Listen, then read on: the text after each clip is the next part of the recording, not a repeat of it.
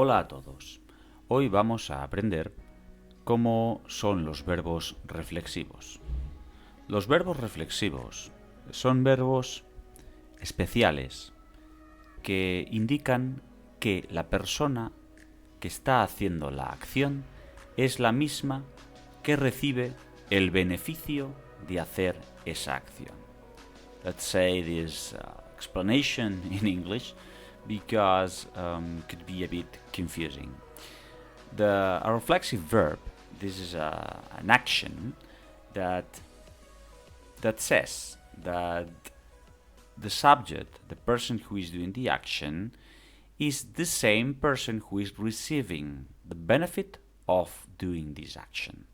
Could be a bit confusing at the beginning, but with the practice could be easier. For example, we have in Spanish this verb, acostarse. Acostarse means in English go to bed. Okay? Normally, if you say I go to bed at 10. Okay, if we analyze this sentence, I, myself, I am the person who is receiving the benefit of going to bed. It is not another person.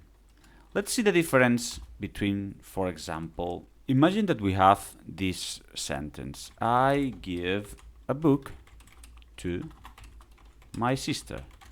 Okay, we analyze this phrase. Who is the person who is doing the action? Myself. But who is receiving the benefit of this action? Probably my sister. Then, in this case, give is not a reflexive verb. No es un verbo reflexivo. Okay? But here, go to bed, yes, it is, because I am receiving this benefit. Okay. This is something to try to understand how it works. And probably with the definition could be a bit difficult to know when it is a reflexive verb or not. And my recommendation is try to create a list with the reflexive verbs. Now we are going to work with some of them, but in the internet you can find much more. Now, once you have understood that this verb is using in a reflexive verb, you have to know which is the grammar rule that we use when we want to say a verb in this mode. The grammar rule, it's the next one. Ok, el verbo reflexivo siempre lleva unos pronombres, llamados los pronombres reflexivos. Ok, vamos a aprender los pronombres reflexivos. Pronombres reflexivos. Tenemos me, te, se, nos, os, se. Por ejemplo, acostar. It means go to bed. Acostar. If you do the action by yourself, acostarme. Acostarte. It means you go to bed. Acostarse. Acostarnos. Acostaros. Acostarse. Estos son los pronombres reflexivos. Okay. The problem here that could be a bit difficult is that we don't use these reflexive pronouns in this order all the time. We use these reflexive pronouns after the verb only when the verb is infinitive or gerund. Let's do it with gerund.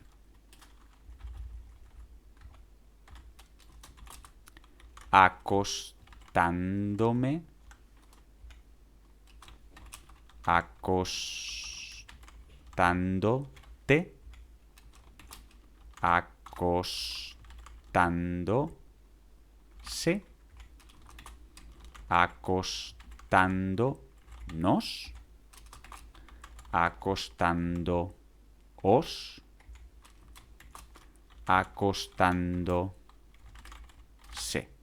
Okay? When we are going to use this gerund, probably when we are saying a present continuous. Okay? Sometimes we don't say this pronoun here at the end. We use before. And why? Okay.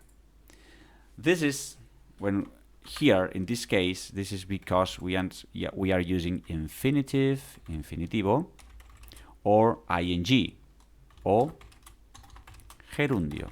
Okay?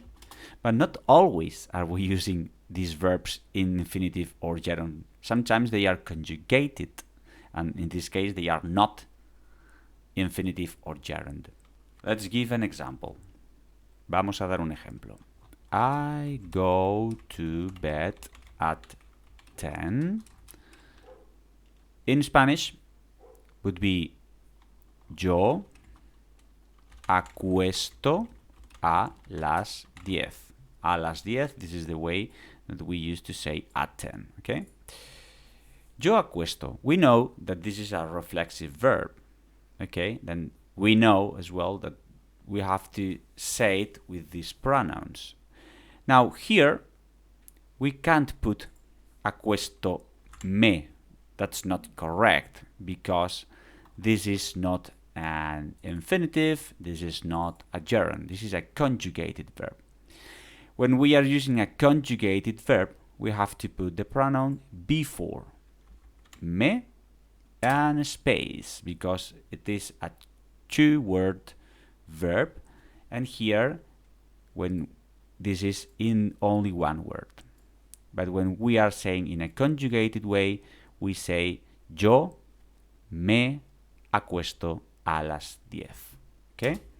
Let's say you go to bed at 10.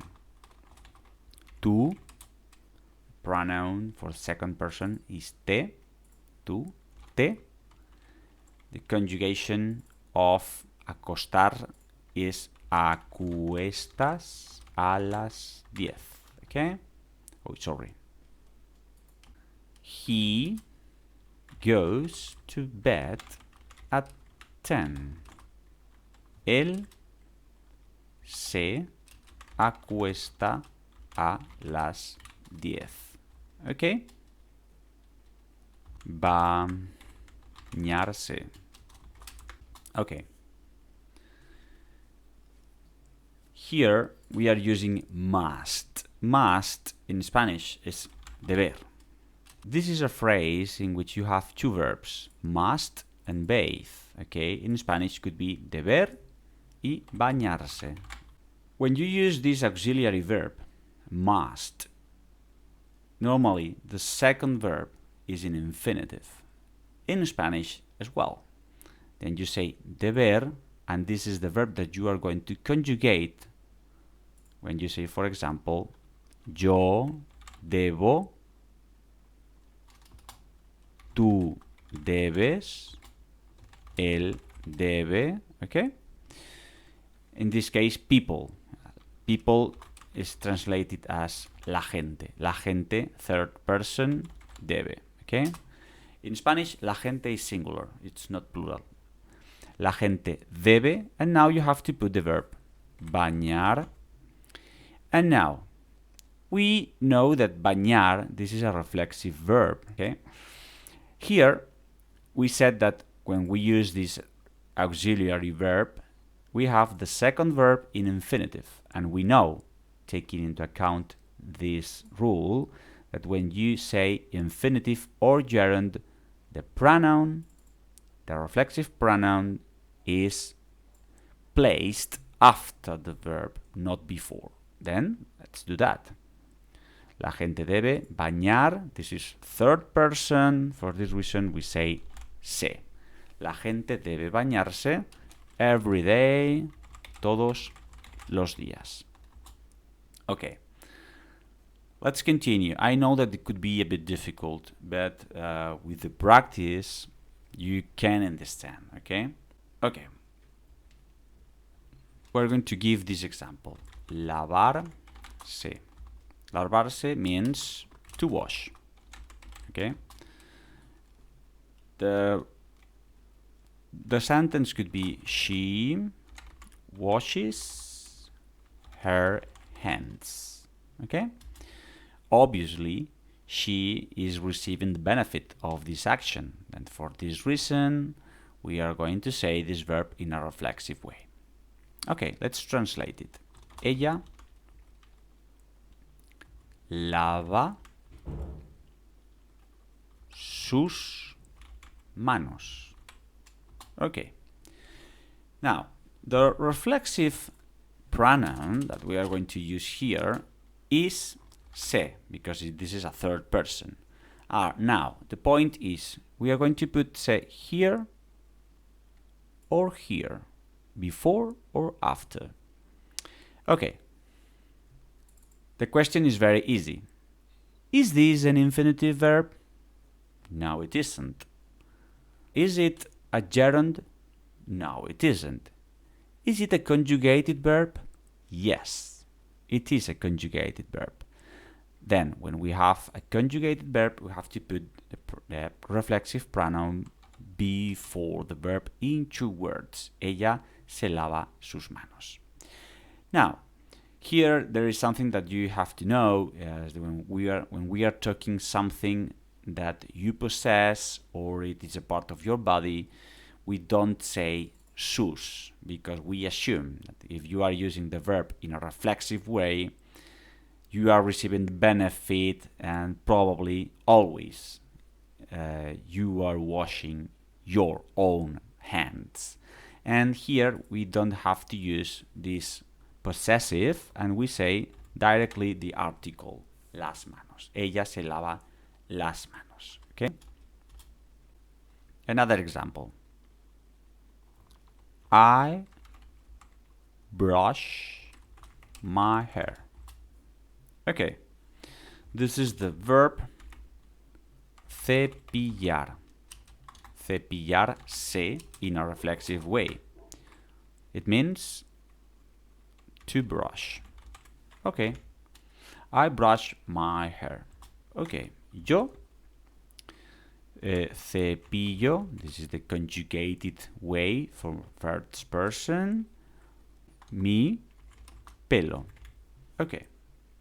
The reflexive pronoun that we have to use here is me, because this is the first person. I am the person who is receiving the benefit of brushing the hair.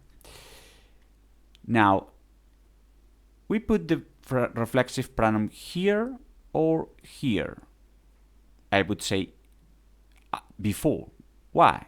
Because this is a conjugated verb. It's not a infinitive, it's not a gerund, and we have to put the pronoun here. Yo me cepillo mi pelo. Now, we assume that it is my own hair. In this case, we have to put here mi pelo, el pelo. Okay? And probably you are wondering, what happens if you are brushing the hair of another person? Okay? I brush my sister's hair. Okay. Here we have a grammar element that this is the sister hair. You have to know how to say that. It's very easy. It's el pelo de mi hermana. Okay? We also translate this genitive Saxon as the hair of my sister. Okay? Now, yo cepillo el pelo de mi hermana. Okay? Now, the reflexive pronoun that we have to use could be me, first person, or se, third person, because we are talking about my sister. We don't know. Why? Because this is not a reflexive action, because I am doing the action, but I am not receiving the benefit of this action. Then you don't have to use me or se, a reflexive pronoun, because I am doing this action and my sister is receiving the action. Okay, then here this is the same verb, but this is not a reflexive verb. It's not the same I brush my hair than I brush my sister's hair. It's different.